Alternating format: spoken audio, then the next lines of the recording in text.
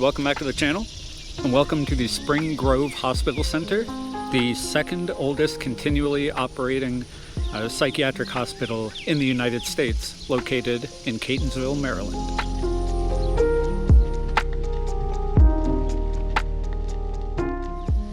So this is going to be a little different from my other abandoned hospital asylum type videos, in that despite all the neglected, closed, and abandoned buildings that we'll see today, like this one, this complex is still in operation. It's still open, it still houses patients, and still offers treatment. So I discovered this place a couple months ago, and within the first 30 seconds of driving around here, I felt like I was going to one of my other actual truly abandoned locations. It was really just a surreal experience. There were closed buildings everywhere.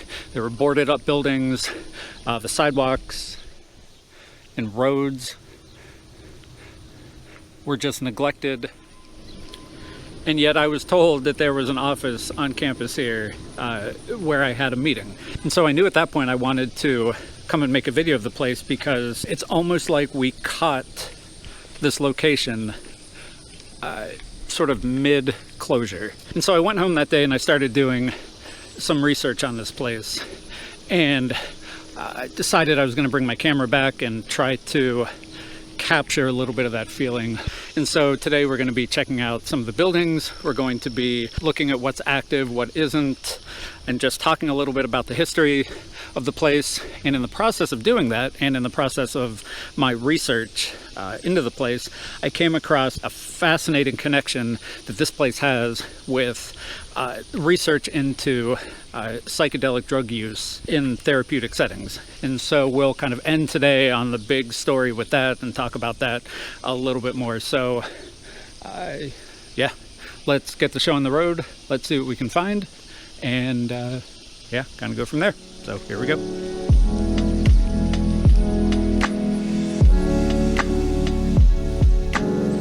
And so I actually think that this is the perfect location to start off as an introduction to the place. This is the Bryant building, which at one point held the offices of healthcare quality. But as you can see, it's one of our closed buildings here. And so this originally served the convalescent male patients at the hospital here. So ones who had improved enough to be able to start living on their own. Almost, my understanding is it's almost like a halfway house type thing. They weren't fully ready to be integrated back into society, but they were able to do more independent living on their own. And so then, oh, there's power still on in here. And so in the 1980s and 1990s, this served as a nursing home and assisted living facility for the hospital. And until yesterday, I would have told you that there were still several state agencies that had offices in here, until I was kind of finalizing my research and checking out what was in one of the other buildings over here. And I can't remember what the name of it is, but there was an office that said that they used to be housed in the Bryant building until it closed, and then they had to move across campus over here.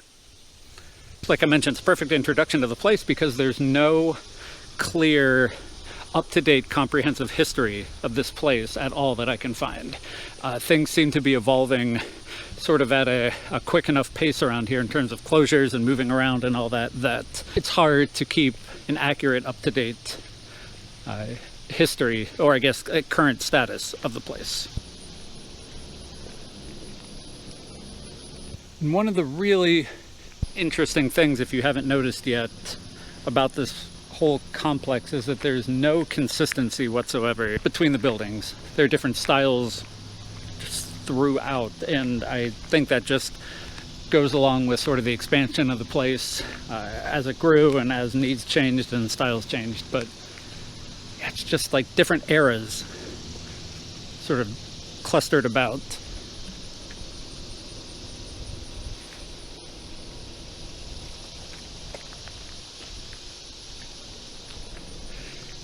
So this is obviously not a state park. Obviously it's still active too, but it kind of reminds me of Kings Park a little bit if you watch that video, where you've got sort of really nice manicured and kept upkeep, I guess, maybe kept fields like this baseball field here, right up against this abandoned building, all this neglected lawn care stuff with the overgrown weeds and trees and things like that. And so I guess the understanding is just for people that are playing here, and I mean this building too, which is one of the ones that I could not get definitive proof of whether or not it's closed or not. Certainly looks like it's closed. Certainly looks like it's likely one of the buildings just used for storage. But yeah, I guess the idea is just if you're playing ball back here, just kind of ignore this and ignore that and just enjoy the well-manicured baseball field. I don't know, stuff like this is super interesting. And so let's walk over here to some of these closed up and abandoned maintenance type buildings. I think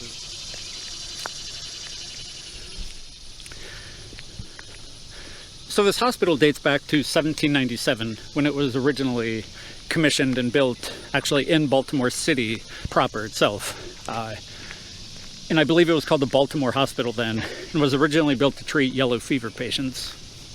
And then over the years, it changed names. It was the Maryland Hospital, and then the Maryland Hospital for the Insane, and then finally what it's known as today, which is the Spring Grove Hospital.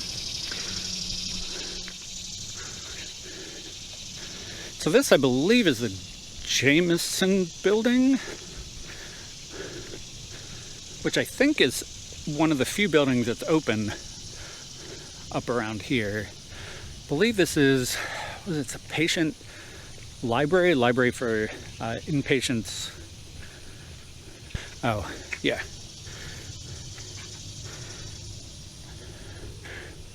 But it's not, so it's not open, kind of wide open to the public. According to that sign, you have to contact people and almost schedule access by appointment. But yeah, this is one of the few buildings, like I mentioned, up in this little corner up here that's still active. It's right across, I mean, look at this, right across the parking lot, or shares the parking lot.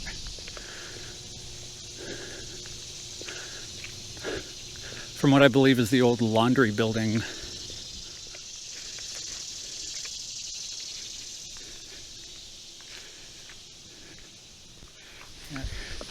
And so there are a number of these buildings up here that I thought were all totally abandoned, but it looks like there's one on the other side here that might still be open.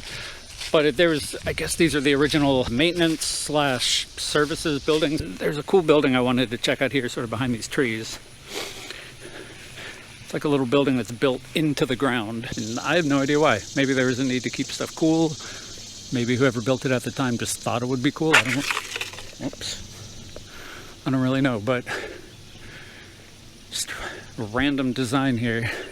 I'm guessing those are little ventilation shafts, probably. You could drop me off in any number of my other abandoned locations, and I feel like I would find this exact same thing here. But anyway, so there's a central building here, which I believe is the Preston building. And so the reason why we're not going to go down there is because those are all active buildings, 2 or 3 of which currently house long-term patient care, or it's long-term patient housing. And I want to be as respectful as possible of people's privacy and all that. So anything dealing with patients, I'm not going to mess with. There's supposed to be a break in this heat wave that we've been having the last, what felt like a month today, which is why I came out here first thing in the morning too, and it's still stinking hot. So I'm probably going to be a hot, sweaty mess by the end of this.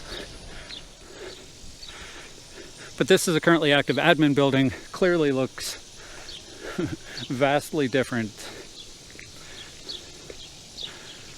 from that Bryant building, which looks completely different from that building there and that one. I mean, it's just fascinating.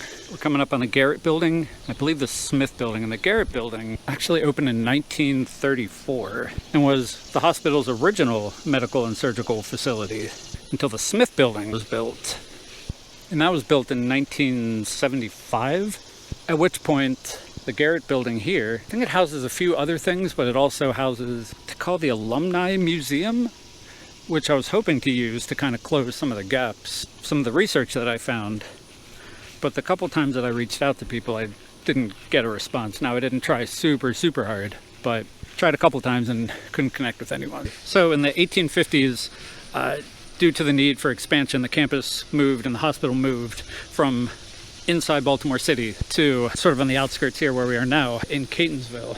It was originally built with what they call the main building, which has since been demolished, and all these other buildings have sort of taken the place. But the main building was up by that Bryant building and the Jameson building.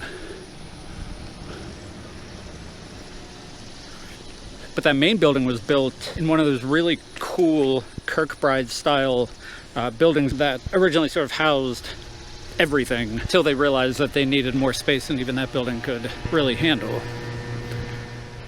And so as we come on the backside of the old Garrett Building here and the Smith Building, the medical ward, we have another contradiction in building use, which is the Tawes Building. So I was under the impression that this was used, which it may actually still be used for that, but the Maryland Psychiatric Research Center is based here, and I thought that these were just sort of general offices for that. But this sign here, which may be completely out of date, says it's a brief stay unit. So yeah, treatment research program. So maybe also having this right out front is not exactly the most inviting thing. What does this say? If you're exhibiting signs of the flu. Okay, I don't know. I don't know. Maybe it's both of those things, and maybe it's for short-term patient stays so that they can do psychiatric research. I don't know, but this does not look like it's currently housing any patients.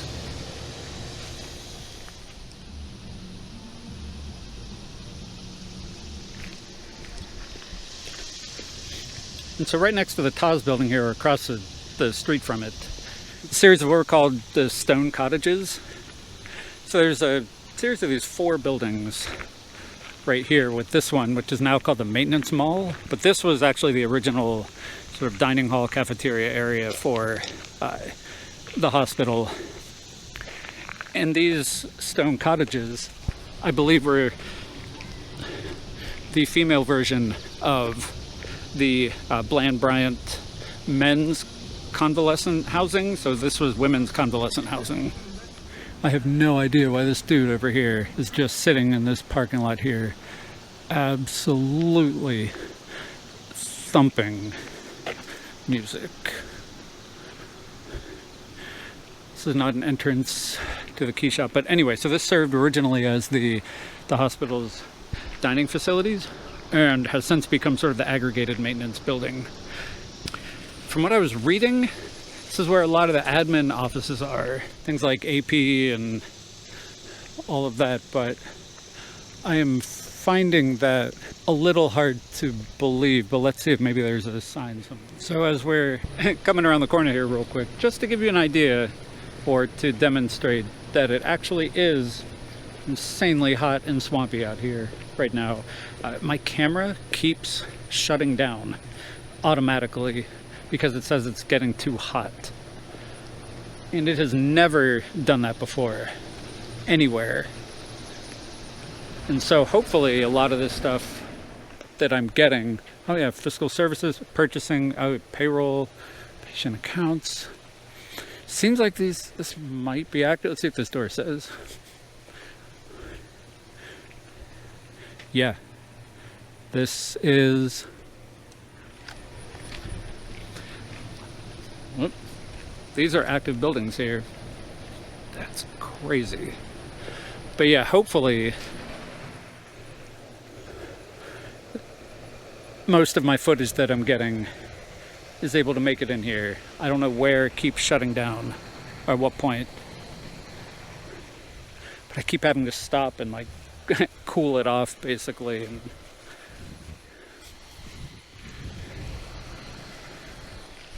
is it just me, or does it blow anybody else's mind also that at least these two buildings here are active? I think these are closed and used for storage and all that, but like if you have invoices that need to get paid, or you have like patient bills that need to get paid, whatever, this is where you come.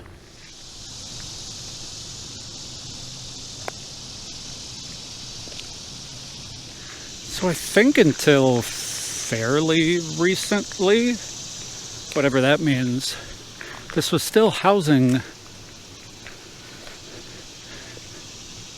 directors. Maybe it was offices for directors. All visitors, please use the front door. See anything in here?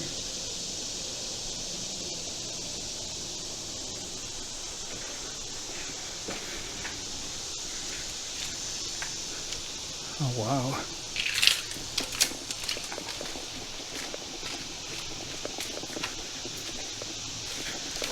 Well, that was certainly a close one. Might have actually, looks like I might have actually hit the building there. The old clothesline here.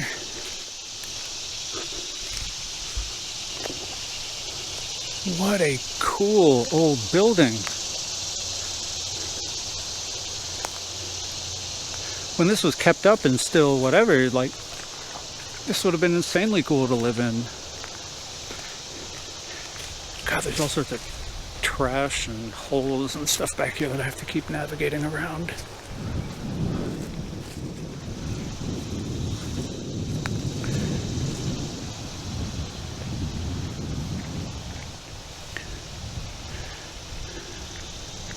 Whoops. What an insanely cool building.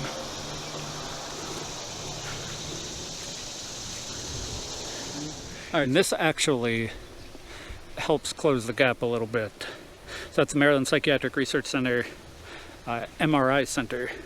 So I guess they are doing research back there. Just needs to be more of a medical setting, I suppose. Hence the whole temporary treatment component. So seems like I wasn't actually far off with that either. So look at this style building versus this style building versus that style building.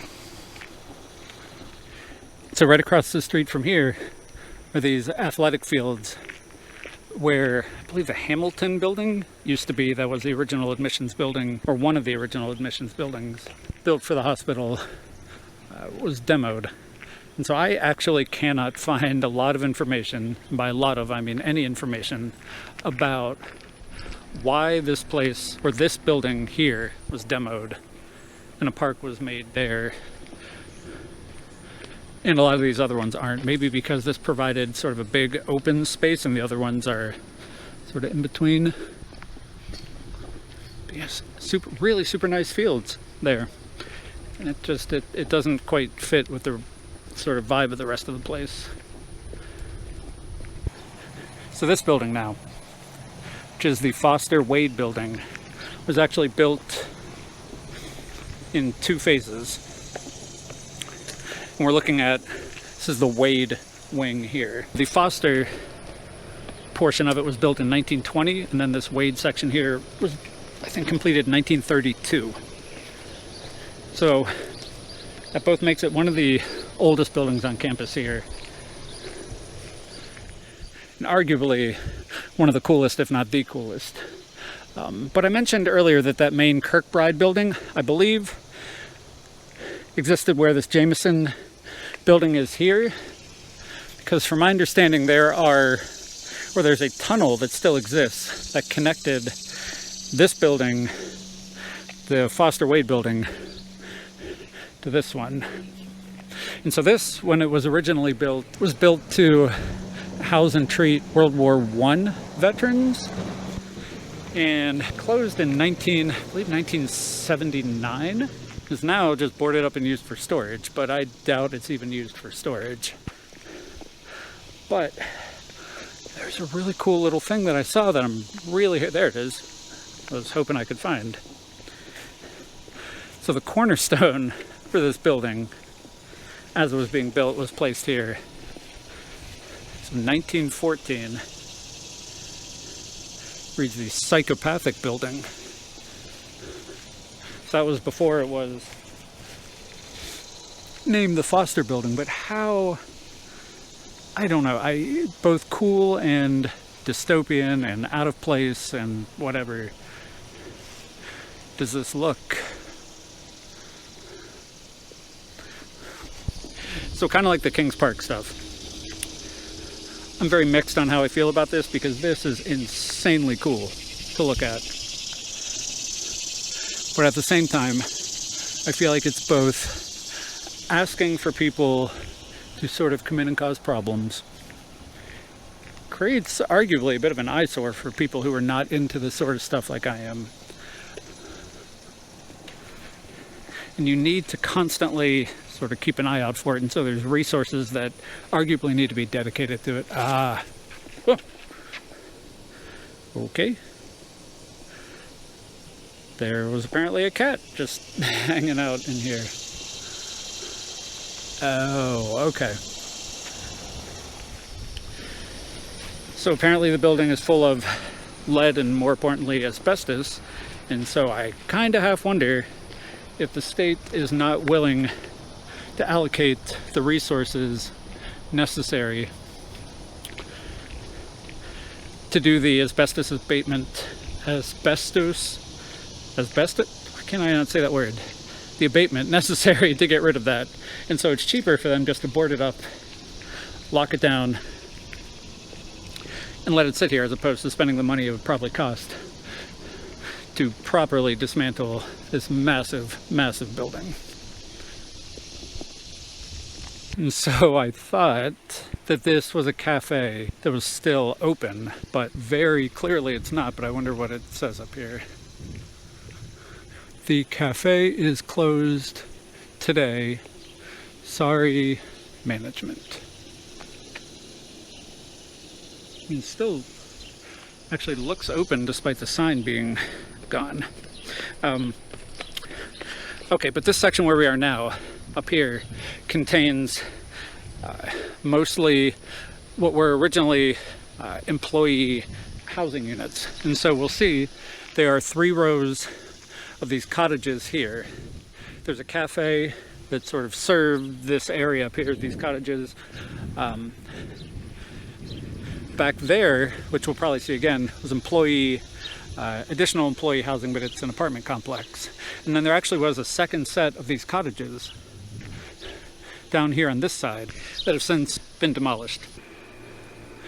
So I believe here is the main home for the Maryland Psychiatric Research Center, which was directly involved with, from 1963 until 1976, what became known as the Spring Grove experiments, which were a series of experiments to test the therapeutic impact and effectiveness of LSD on psychiatric patients, people with schizophrenia, as well as addicts. And then there was an additional focus on terminally ill cancer patients and seeing the impacts of LSD on easing end-of-life anxiety. So these were spearheaded by Dr. Walter Pankey, later with the encouragement from Stanislav Grof, who apparently was the head of research here, or psychiatric research here at the Maryland Psychiatric Research Center.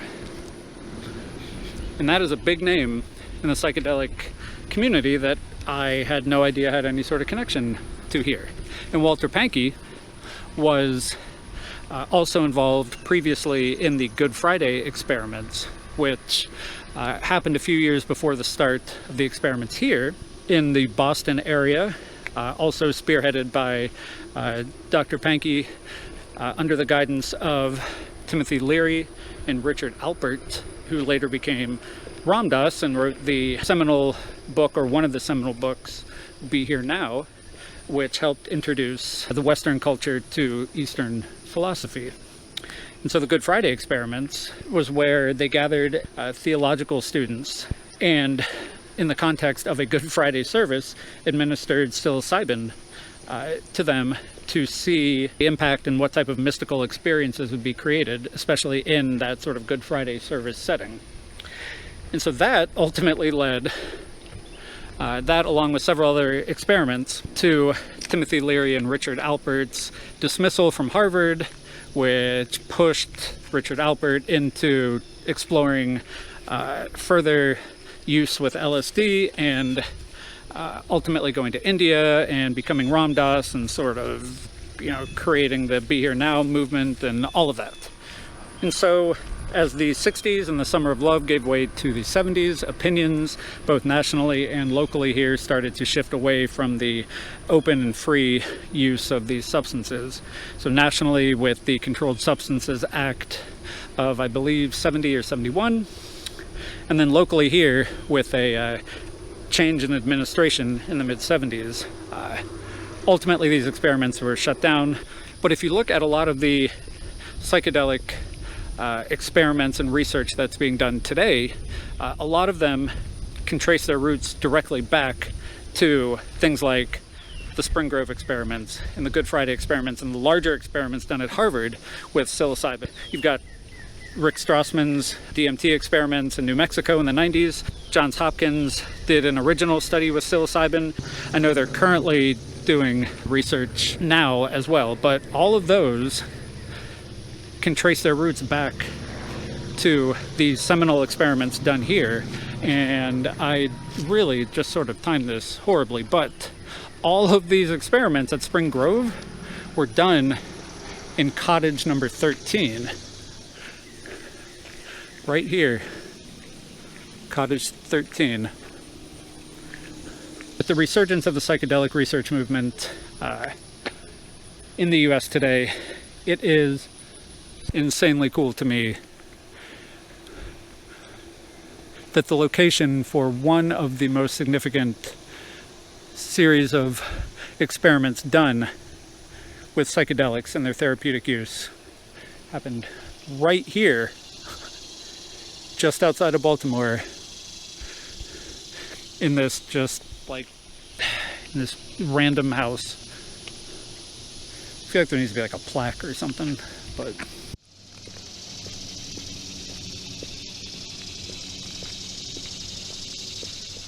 all right, so what does this place look like today, and what does its future hold? In 2022, the state of Maryland actually sold this campus to UMBC, the University of Maryland, Baltimore County,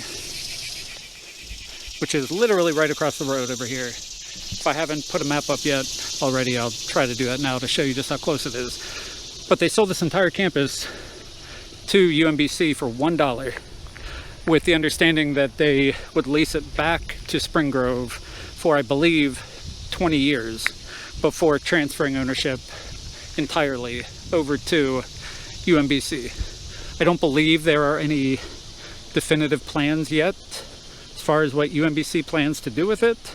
I have seen everything from revitalizing it to be able to reuse a lot of these buildings, to just raising the entire place and building new modern academic buildings and expanding the campus.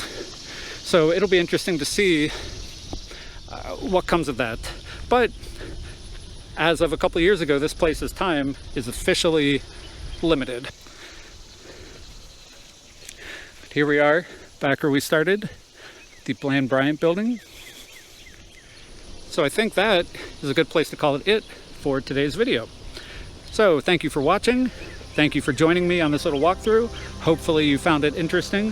Hopefully I conveyed both the just weird, sort of creepy, whatever nature of the place, as well as how insanely cool that psychedelic research component is.